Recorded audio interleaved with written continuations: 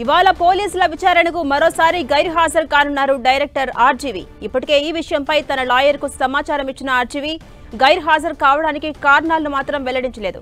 RGV మరోసారి గైర్హాజరు కాబోతుండటంతో police అధికారుల నిర్ణయంపై ఉత్కంఠ మొదలైంది. చంద్రబాబుపై సోషల్ మీడియాలో ఆర్జీవి అనుచిత పోస్టులు పెట్టారంటూ ఆయనపై ఒంగోలులో కేసు నమోదైంది. ఈ కేసులోనే డైరెక్టర్ ఆర్జీవికి నోటీసులు జారీ చేశారు ఒంగోలు పోలీసులు. గతంలో విచారణకు హాజరు కావాల్సి ఉండగా ఆర్జీవి వెళ్లలేదు. దీంతో మరోసారి నోటీసులు ఇచ్చిన పోలీసులు ఇవాళ హాజరు కావాలని కోరారు. అయితే ఇవాళ కూడా ఆర్జీవి విచారణకు హాజరు కాలేనని తన లాయర్కు చెప్పారు.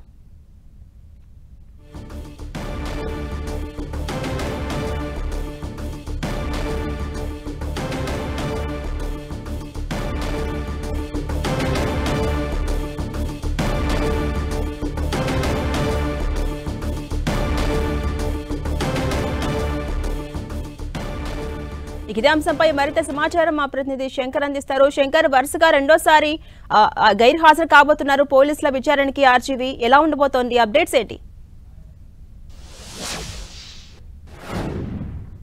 ఝాన్సీ, ఈరోజు సినీ దర్శకుడు రామ్ గోపాల్ వర్మ మరోసారి ఈరోజు పోలీసు విచారణకు హాజరు కాకుండా గైర్హాజరు అయ్యారు.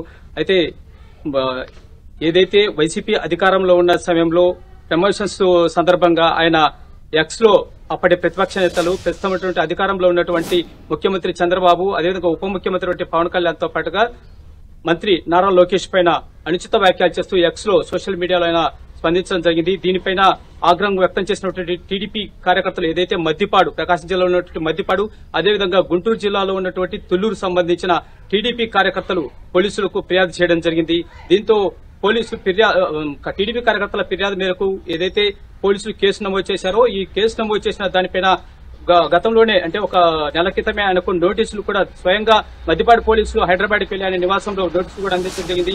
41A నోటీసులు అందించిన తర్వాత విచారణకు హాజరు కావాలని చెప్పేసి ఈ మంత్ 19వ తారీఖున గడువు విధించడం జరిగింది. మొదటిసారి 19వ తారీఖున ఆయన హాజరు కాలేను, నాకు ఏదైతే ముందస్తుగా ఉన్నటువంటి షూటింగ్లు ఉన్నాయో వాటికి సంబంధించిన కార్యక్రమాల్లో పాల్గొనకపోతే తీవ్రస్థాయిలో నష్టపోయే అవకాశం ఉంది కాబట్టి తనకు వారం రోజులు గడువు ఇవ్వాల్సిందిగా ఆయన మన 19వ తారీఖున సిఐ ఏదైతే విచారణాధికారి ఉన్నారో సిఐ శ్రీకాంత్ బాబును రిక్వెస్ట్ చేయడం జరిగింది.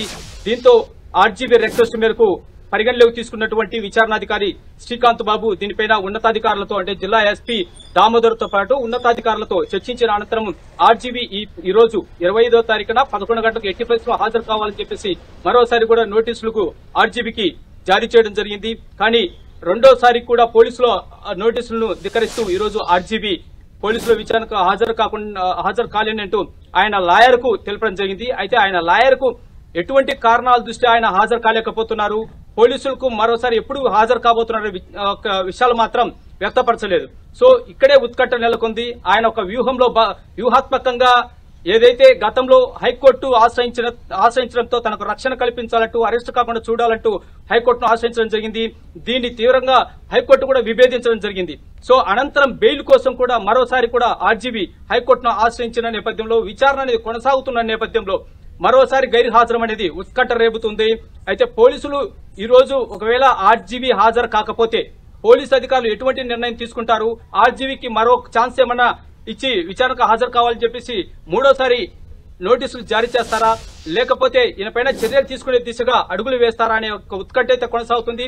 అయితే ఆర్జీబీ వ్యూహంలో భాగంగా చూసినట్లయితే హైకోర్టులో బెయిల్ ఇచ్చిన తర్వాత మాత్రమే దీనిపైన వివరణ ఇవ్వాలనే ఆలోచనలో ఉన్నట్టు కూడా తెలుస్తుంది. దీనిపైన ఆయన లాయర్ ఏదైతే శ్రీనివాసరావు ఉన్నారో ఆయన మన ఎన్టీవీ ప్రతినిధి సందర్భంగా మనం కూడా ఆయనను సంప్రదించడం జరిగింది.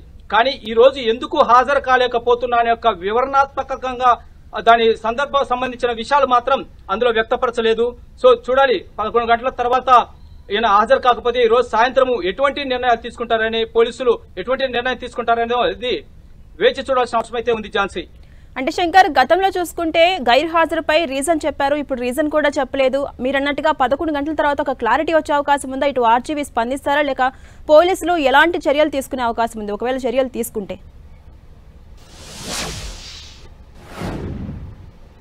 అయితే ఇక్కడ ఒక విషయం పరిగణలోకి తీసుకోవాల్సిన అవసరం ఉంది. ఏదైతే విచారణకు ఈ రోజు డైరెక్ట్ గా హాజరు కావాల్సి ఉందో ఆర్జీబీ, ఆయన లాయర్ కు మాత్రమే మెసేజ్ రూపంలో, వాట్సాప్ రూపంలో నేను ఈ రోజు హాజరు కాలేనని చెప్పేసి డైరెక్ట్ గా చెప్పడం జరిగింది. కానీ దీనికి రీజన్స్ మాత్రం కారణాలు మాత్రం ఆయనకు లాయర్కు చెప్పలేదు. కానీ ఈయన డైరెక్ట్ గా పోలీసులకు రీజన్స్ ఏమైనా చెప్పారా, అంతర్గతంగా పోలీసులతో ఈయన ఏం మాట్లాడారు, ఎటువంటి వివరణ ఇచ్చారు, మరోసారి ఏమైనా అవకాశం ఇవ్వాలని చెప్పేసి విచారణకు కోరారా లేదనేది విషయాలు మాత్రం బయటపడవలసింది.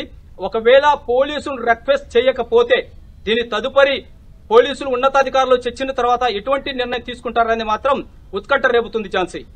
Right, thank you Shankar.